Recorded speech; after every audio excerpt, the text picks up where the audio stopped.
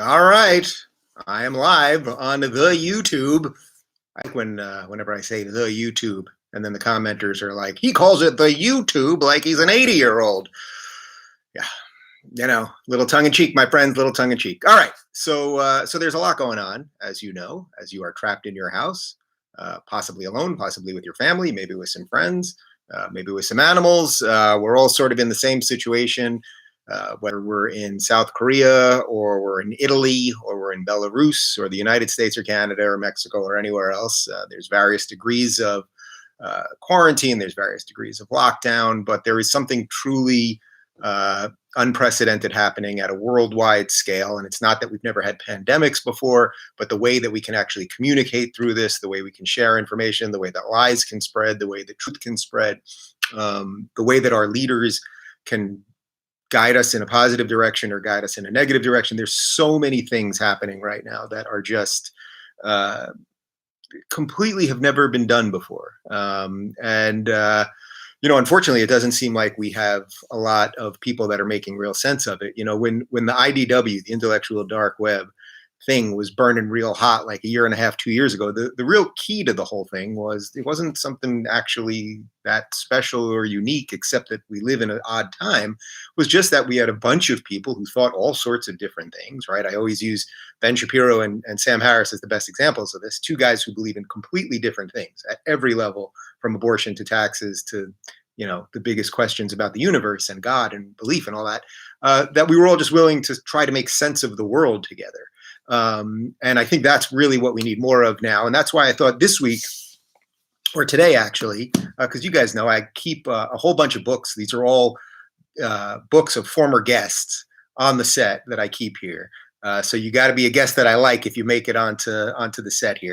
And I thought one of the things that I'll do is I'm going to be doing these direct messages every Monday and Wednesday live, is that once a week I will talk about a couple of the books that have influenced me, some of the people that I've talked to, and why the things that they write about in these books are actually relevant today. So that's what we're going to do today. These live streams are going to be about 20 minutes long, and I'm taking questions from you guys at rubinreport.com. That's the only place we're taking the questions. We're not taking them on YouTube. We're not taking them on Facebook or Twitter or Instagram or Pinstagram or anything else, or TikTok for you kids out there. We're just taking them at rubinreport.com. And by the way, you can get ad-free video, and you get our full videos 5 days early. So our interview with Bret Easton Ellis, which clip 1 went up yesterday on YouTube, the full video, the full hour-long conversation is already up at rubinreport.com, ad-free, blah, blah, blah. Okay, so I want to talk about these two books.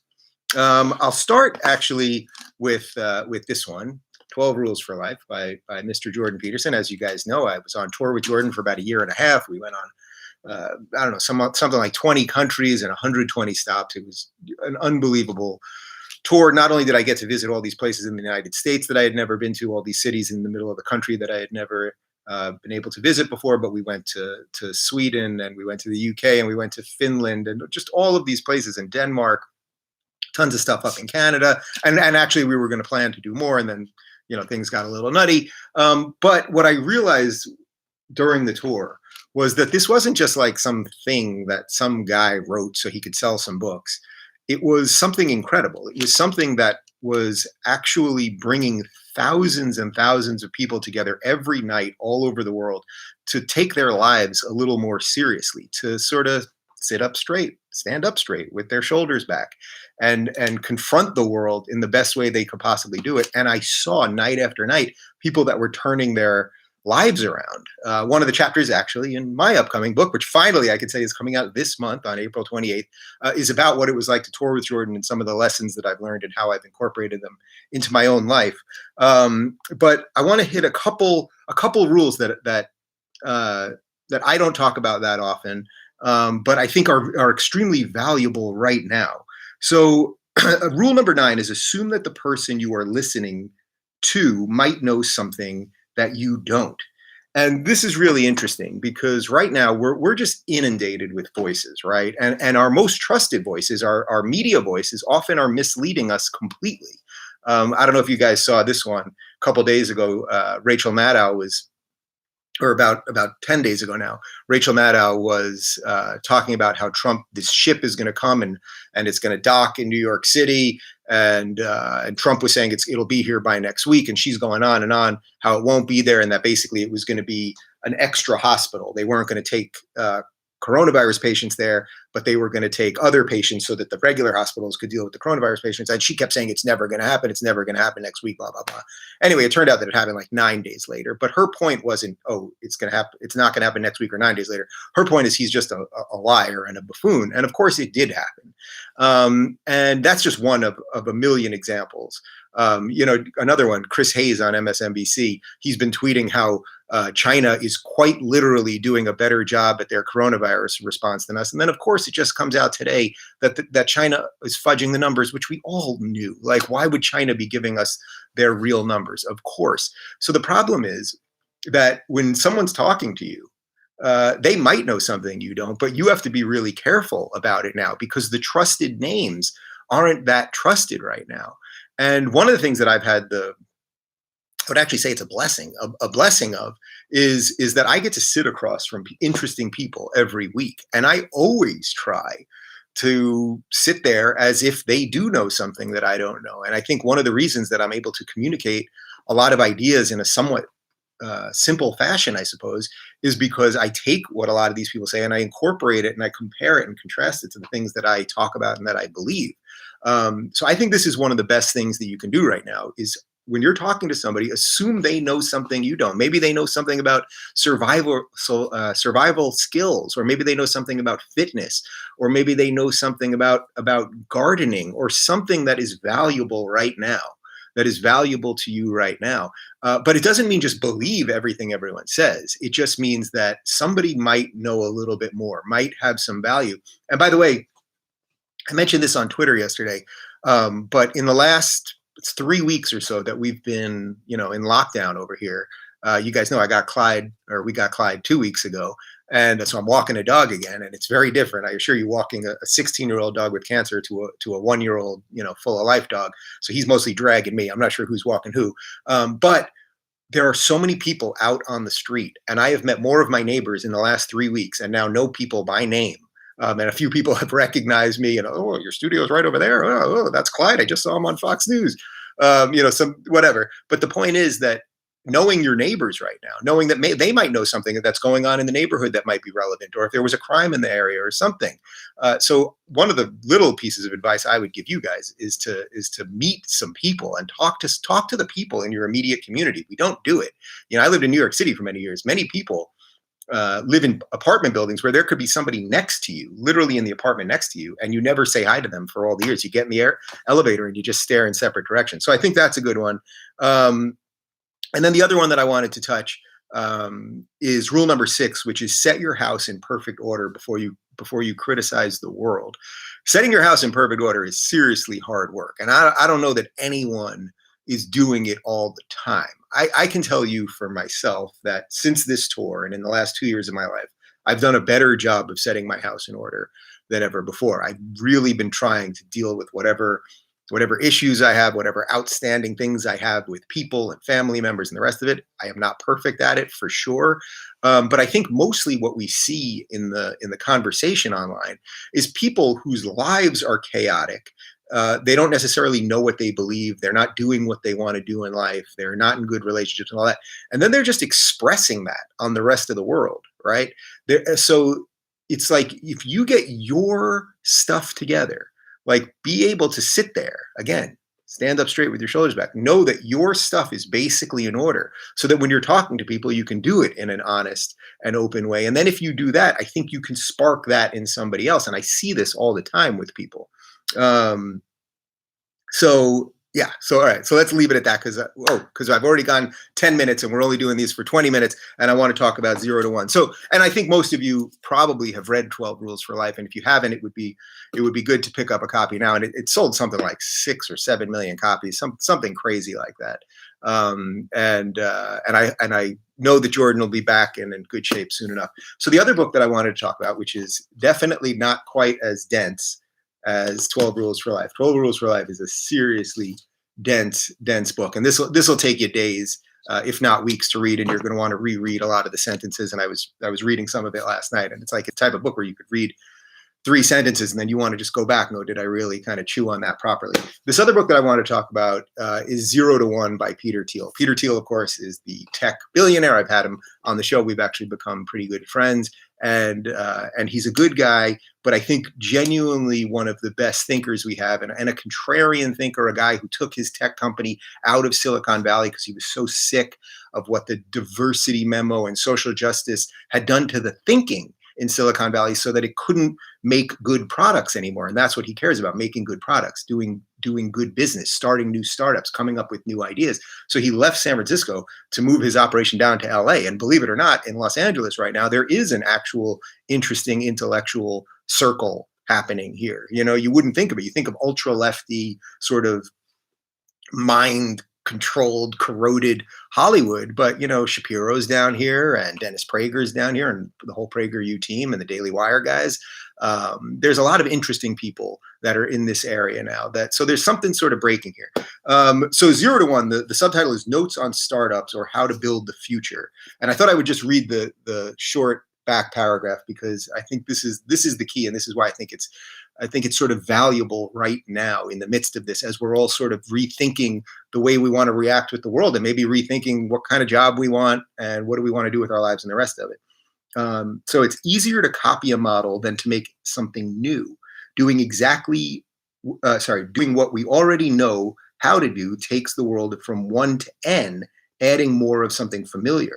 But every time we create something new, we go from 0 to 1.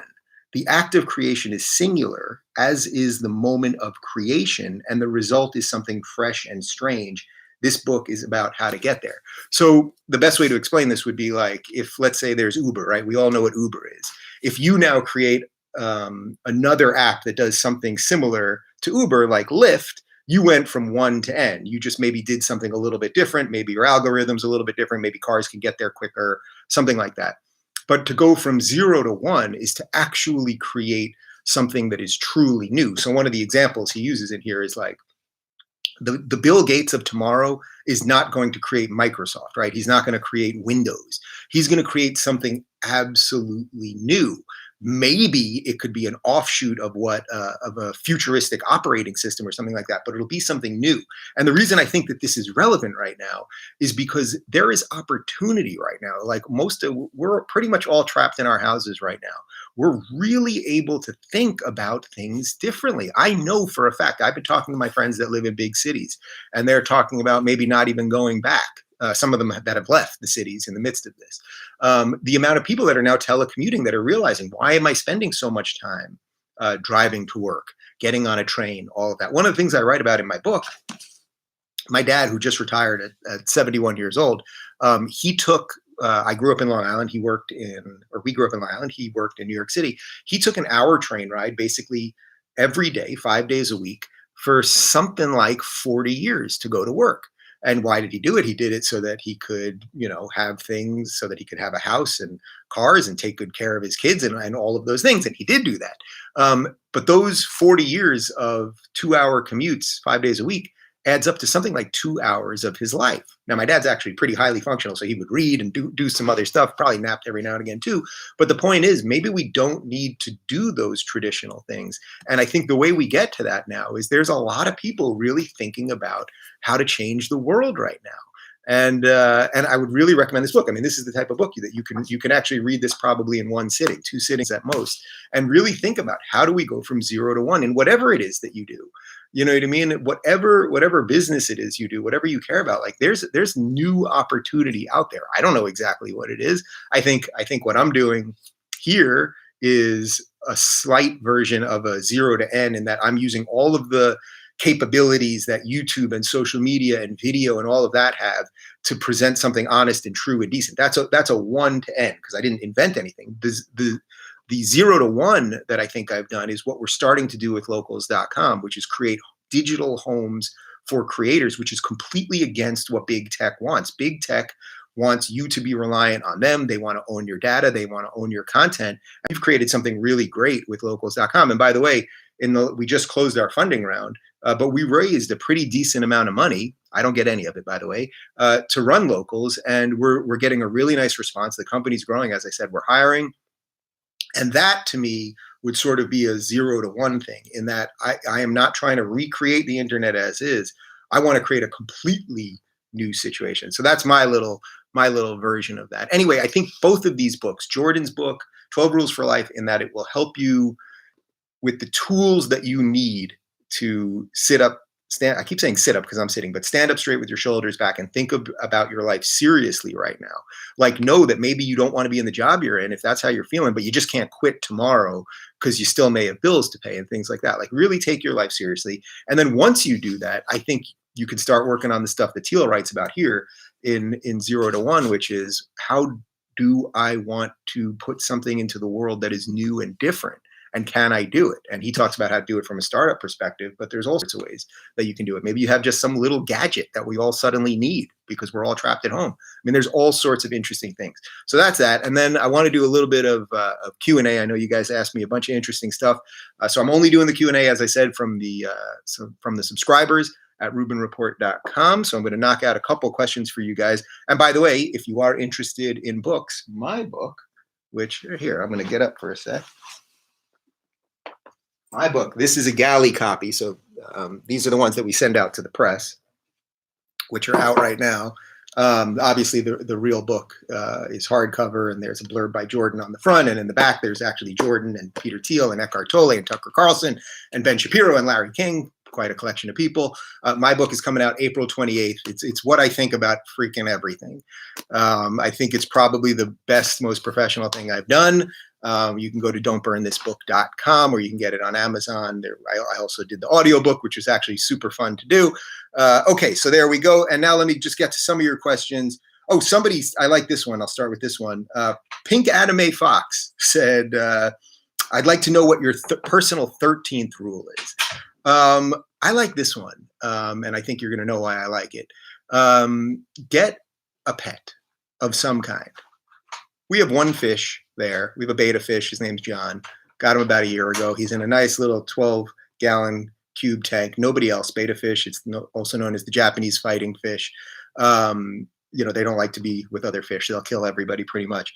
But there is something about getting up in the morning, turning the light on in that tank, feeding that fish. Like, it gives you a little bit of responsibility. But more important than the fish, obviously, having a dog, like, I got to take walks every day, so it helps on the exercise front, because I've got to get that dog out of the house. Otherwise, he gets the zooms and he's like freaking nuts. But not only that, like, having the responsibility of, you got to feed this dog, you got to make sure the dog doesn't have fleas, you got to make sure the dog has water and exercise and all the rest of it. I think when you have something else outside of yourself that you have to take care of, it actually forces you to take more care of yourself. You know what I mean? Like, if you're doing drugs and you don't have any money and anything else, well, that you can punish yourself, right? And you can starve yourself to death and never brush your teeth and the rest of it. But suddenly, if you don't have any money and you can't buy dog food, you might look at that animal and go, well, it's one thing to do it to yourself, but another thing to starve an animal, something like that. So I think actually having an animal, and by the way, right now we're all trapped in our houses. Having an animal is also comforting and fun and provides safety. Something like there's a 90% chance, something like this, a 90% chance that, less chance that if you have an animal, a dog specifically, in your house, that your house will be robbed. So there's a lot of reasons for it, but I think there's something about just like having responsibility for something outside yourself. I guess a kid would be a good one for that too. All right, just a couple more. Let's see.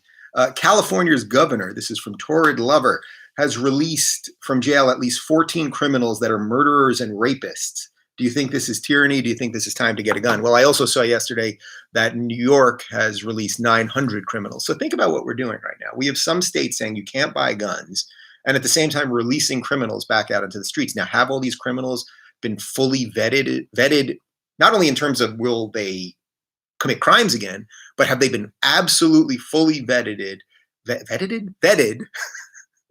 And has it been absolutely confirmed that they don't have coronavirus? Perhaps they don't have symptoms, but have these people gone through the testing properly? And now we're just putting these people back out into the population.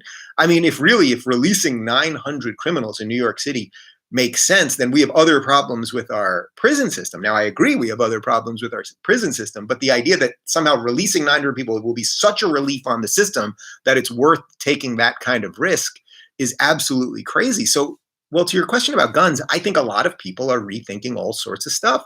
I think you've got a lot of lefties suddenly going, wait a minute, maybe I shouldn't have been as against guns because I want to be able to protect my own family in my own house, which we all should be able to do.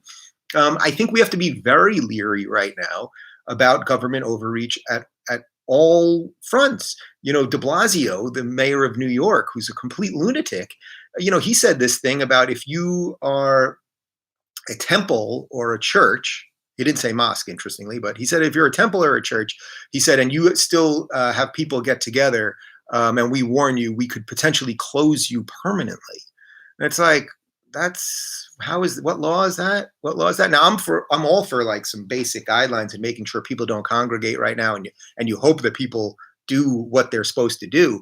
But what if some group does it? Let's say a temple or a church does it. They get 20 people together, and then what happens is they get closed, but then they decide they have new leadership and they're going to reopen. And now you can't reopen because it's permanently closed. I mean, we really have to just be careful. There's a lot of opportunists who would love to have more power over your life right now. And we have to just be very, very careful that we don't just grant them power because we're a little bit scared right now. Jessica asks, chocolate or vanilla? The important questions. I've been a chocolate person my whole life, but in the last 6 months or so, I've been kind of coming around to vanilla. Believe it or not, I've got a little vanilla oat almond cream in my coffee right now, and it's delicious. All right, guys, I've done the 20 minutes here. Hope this gave you a little bit of sanity. Again, the books that I would recommend right now, if you're really thinking about trying to do something new, this is it. 0 to 1 by Peter Thiel. You can read it in a day, and it'll give you some really great tools. And if you just are trying to get your stuff together, so maybe you want to read this one before you do that one, get your house in order first, then change the world. 12 Rules for Life by Jordan Peterson. And then if you do all that and you're feeling good about yourself and you want to know what I think about everything, it'll be out on April 28th is Don't Burn This Book, which you can go to don'tburnthisbook.com. All right, we're going to keep doing these every Monday and Wednesday. Our interview with Bret Easton Ellis, part 1 is up already on YouTube. Full episode is up at rubinreport.com. It's a nice little break from everything going on right now. And we'll keep going, guys. So I hope you're all good. And if you want to communicate with me directly, rubinreport.com. That is all. Good luck out there.